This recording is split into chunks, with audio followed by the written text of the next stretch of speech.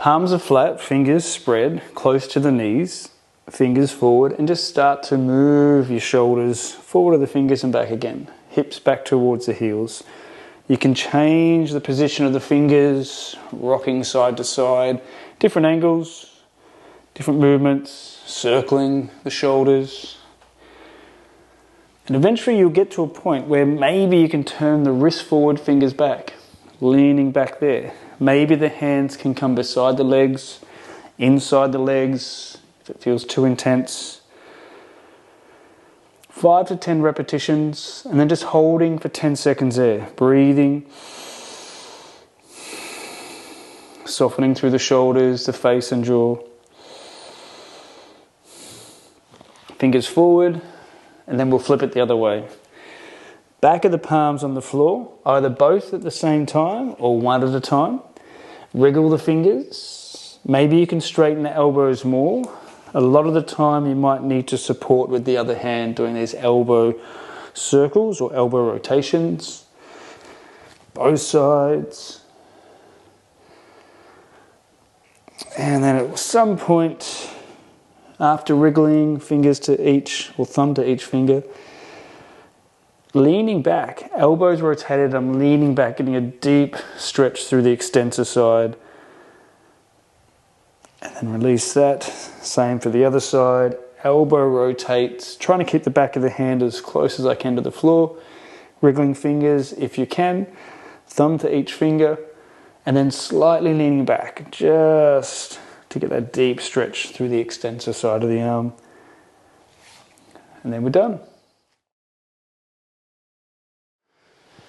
Our quadruped shoulder protraction, retraction. Getting those shoulder blades together, getting them apart, getting that movement through this part of the body which for a lot of us has been neglected for such a long period of time. I also like to integrate the shoulder rolls at or after, during the up and downs. You still go up and down, shoulder blades coming together, but then you get that full motion, range of motion as the shoulders do that circling as well. You can pause in a position, 5 to 10 seconds, little contraction. You can push into the floor, get the stretch. Other muscles will be contracting, maybe in different points through that rolling of the shoulders as well.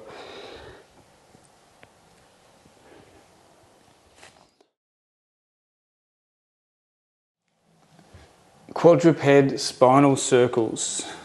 Move that spine in all directions that it can go. Down, out to one side, up, out to the other. Dipping down, doming up within that range of motion. Try both directions. One side will always feel more coordinated. You can spend a bit of time pushing it down, pushing it out to one side, pushing up. Your hands will push forward into the floor there, out to the other side, back down again. You'll find your hips will just find their natural way in this movement. That spine is going down. Spine is pushing out to one side. Explore all these different ways, aiming to, in a sense, become more coordinated, being able to do it both directions. Aiming to keep the elbows locked through the whole process usually is easier.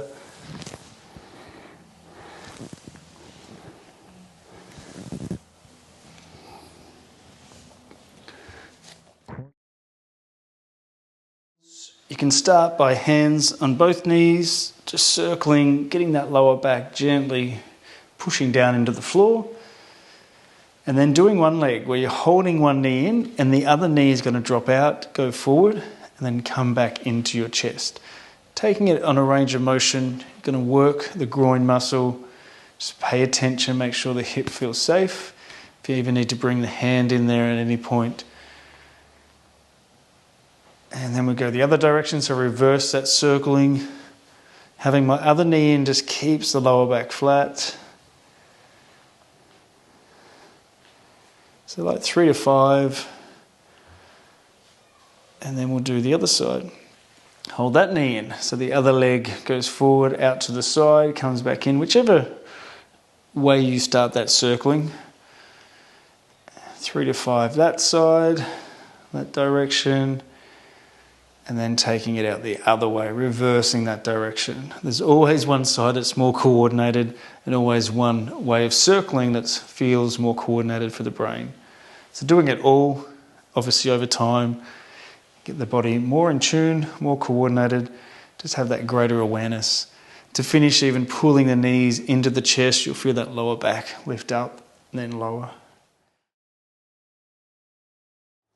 So walking into squat is a way of warming up the body and entering the squat from a slightly different position. Normally we stand and bend the knees and come forward.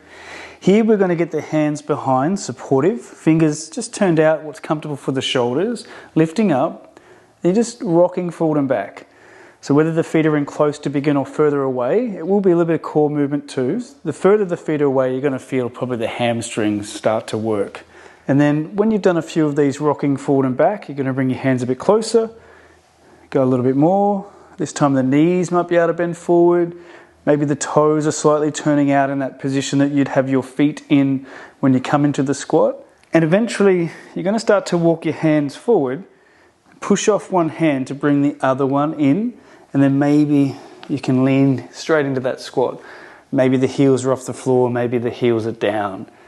Some of you may not be able to get straight into this position. Those that have a squat that's up here, it may be more difficult to come into that position. But for those that can come forward into, just keep moving forward into the squat, leaning, taking it back. Maybe try the different arm coming forward. Maybe the feet need to be slightly wider apart. Maybe the toes need to be slightly turned out more. So just exploring that movement, maybe walking the hands back, doing some more of these hip movements forward and back, and then eventually as you get closer, those knees start moving with the hips, and then forward and back. So walking into squat. Some of you will be able to achieve this, some may take longer. For those whose squat isn't as deep as this, just do the best you can, even just rocking forward and back in this position for now.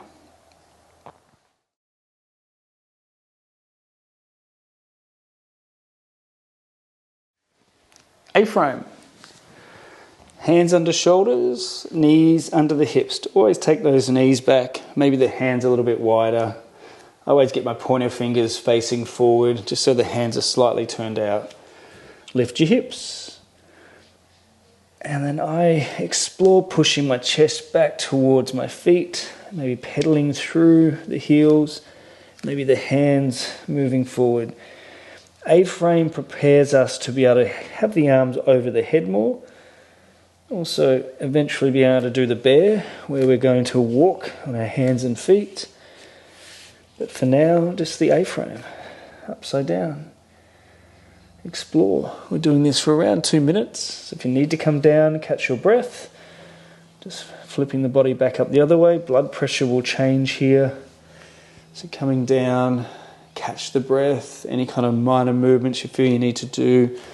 Taking a lot of weight on the wrists, so any gentle stretching of the wrist the opposite way can feel good. So when you're ready, coming back up, or if you're still there, exploring that, moving slightly, pushing the chest back towards the legs, maybe bending into one heel, or just staying still. The head is heavy, pushing the hands actively down into the floor, the shoulders gently shrugging, then exploring if you soften the shoulders, what happens there. Always making sure the body feels safe, not creating any additional discomfort or pain.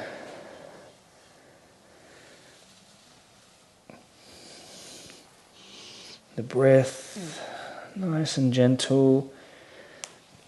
And then when you've had enough of there, coming out, give the hands a shake. Even a bit of a circle. A-frame. Tucking hands under if you need as well.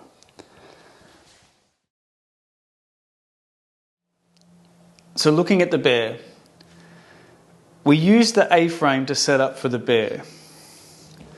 So if you can remember, hands and knees, hands under shoulders, knees under the hips, lift your butt up.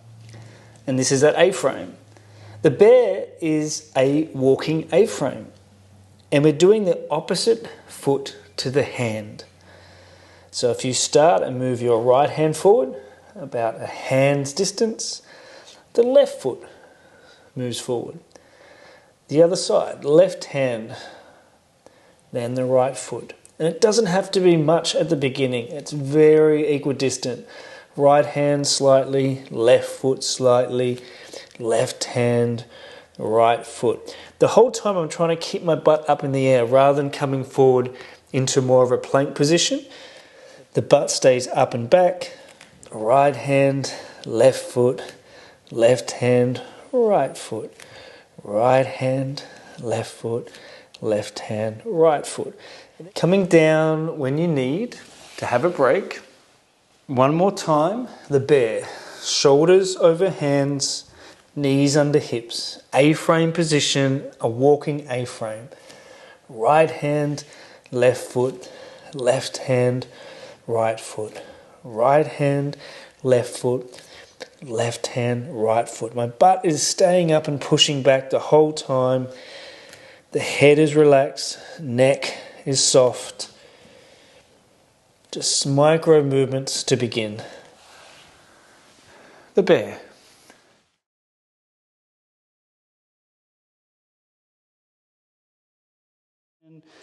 You're basically flat through here. From your knee up, we're not going deep into the lunge to begin, we're staying back. What we're aiming to do here is to squeeze your glutes and tuck under. And immediately you'll feel through here, through the front of that pelvis, hip flexors basically going to try to stretch because you're squeezing the backside. Front side has to lengthen. Contraction, lengthen or stretch.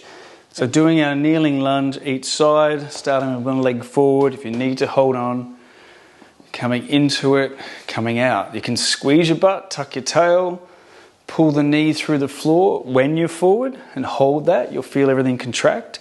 Come out, come back in, keep squeezing the butt. You'll feel that, really work that back leg. Pull the knee slightly forward, come out of it. Around 10 times. After around 10 of this mobility movement, we're going to just stay in that shape for around 10 seconds, 10 to 15 seconds. Even adjusting whilst we're in it, lifting the chest, squeezing the glutes harder, pulling the back knee forward, breathing. And let everything relax, let it all soften. I sometimes like to go that little bit deeper just to get that final deeper stretch with the glutes softened. Glutes have now backed off. Other side.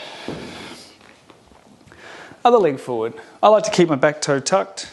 Gives me a bit more deeper stretch through the quad. So moving forward and back. Glutes are on, leaning into it. Maybe pulling the knee slightly forward to begin. To come out of it. Knee comes forward as I pull out. That just activates this leg a little bit more. So a few more. So around 10.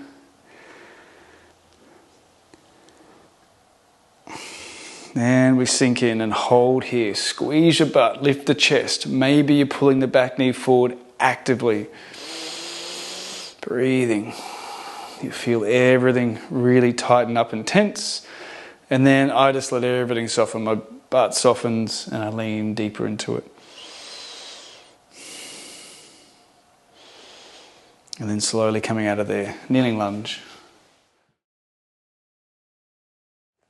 Moving from our flexion, folding forward, hands on the floor to lift up the hips, coming into cobra, slowly letting the hips fall down to the ground. Hands pushing into the floor actively. Inhale to come away, exhale to hips back. So you decide the movement with the breath. So I inhale, exhale to push back. And inhale to come forward, exhale to drop down. So that's the rhythm I take. Your body, Your breath might dictate slightly different. What we're aiming to feel is this spine bending one way and then bending the other way.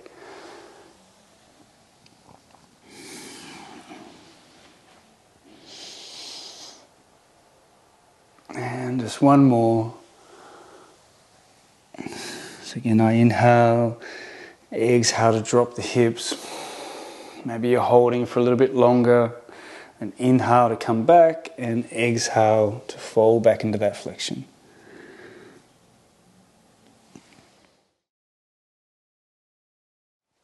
Our seated clasped hand extension. Interlacing the fingers behind your back, chest lifts, squeeze the shoulder blades back. Some of you will be able to straighten the elbows, some may still be slightly bent. See if you can use your hands to push up and tilt you forward. It's not about how far you come, but we're doing this position for about 30 seconds to a minute. Maybe you're happier just holding that, leaning slightly forward. I prefer this one, bending knees and coming forward from here. Just tilting my hips, it makes it easier and lighter on my arms as I come through. Do a few more if you need to stop, if you need to sit down.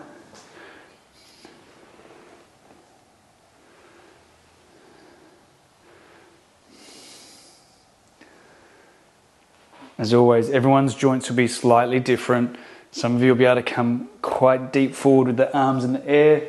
As you can tell, my hands are still quite low. Getting them up in that position, I find quite difficult. 3-point bridge, so around 30 seconds each side. Whichever hand you're starting with, the fingers are turning away on that angle, shoulders over the wrist, so as you push down, the hips lift. Some of you will be able to go straight into that higher hip lift, the hand over the head, you're following the thumb. Maybe you need to come down. You can do it sequentially, lifting up, looking over, coming back down. For those that aren't there yet, maybe you're lifting the hips up, coming back down, lifting up, maybe the arm goes up. One more, wherever you're at. And we'll change sides. Other hand, fingers pointing away, close into the body, so the shoulders tracing over that wrist. Push down to lift the hips, testing the joints to begin. A few times, maybe you can go straight to it. Depending on where your body's at with flexibility, range of motion, never try to rush ahead to that next deeper progression if you don't feel comfortable or safe. So one more, wherever you're at. And then coming back down. Well done.